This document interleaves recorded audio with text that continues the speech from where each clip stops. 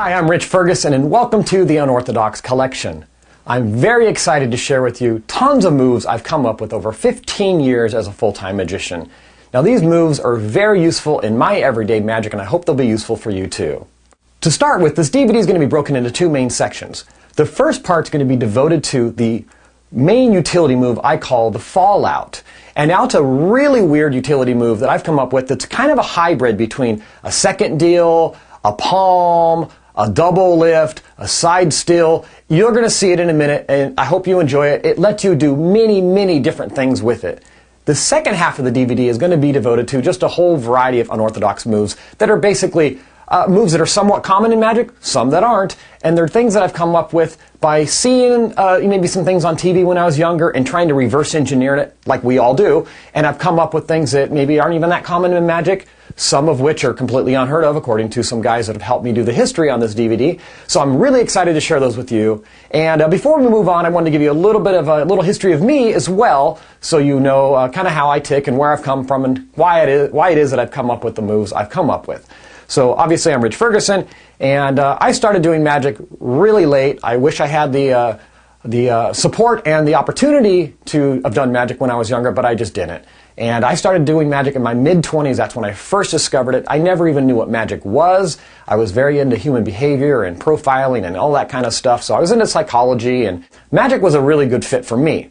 I grew up in a city called Salinas in California. I grew up on the streets, and just give you just a quick nutshell. I got adopted at 12. I got taken out of a really interesting situation at 12. Adopted, luckily, and I got moved down to San Luis Obispo, California, where I live now. And I didn't learn to read till I was 12. So the way I learned was very through observation, trial and error, reverse engineering, and things like that. I mean, I'm fast on my feet. I think I have common sense and street smarts, and I think that's what got me through school and life. And I sure wish I discovered magic in junior high or high school, but I didn't. I was kind of a prankster, but I just didn't do magic. So to fast forward, when I did discover magic, I absolutely loved it, but I didn't have any access to someone to teach me, to mentor me. I didn't have any books or DVDs. There weren't any magic shops where I lived. So I just saw a little bit of it here and there on TV, and I kind of just played and dabbled with cards and coins and just kind of came up with what is pretty basic stuff in magic. I just kind of re-engineered things and came up with my own versions of things.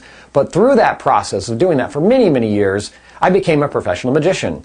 I decided to quit my job, and I loved entertainment, so I started doing that.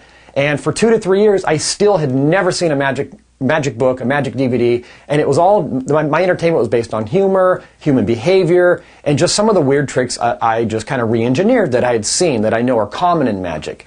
And from there, things progressed to where you start to learn, as you all know, in magic, you start learning second deals and top changes and all these different techniques that many magicians do. But I just came up with my own variation of those, or I would sit down and, how did they do this? How did they do this? You watch these gambling movies and you see that they're sliding cards from inside the deck out. So I sat down and came up with what I thought was the method. Fast forwarding several years, once you start meeting other professional magicians, you quickly learn, you spent a lot of time spinning your wheels when you could have just read it in some book somewhere. But on the other side, the beauty of it, especially in my situation, doing it all on my own, is there were a few things I came up with that even some really great magicians out there go, that's crazy, that's brand new. So I hope that there's some things in this DVD that you also find that are brand new, a little unorthodox, but I think that you're going to find they're very useful in your magic. And I'm going to quit talking. I want to get to teaching you what some of these moves are, because I want to try to condense as much time as we can in this DVD to make room for the moves.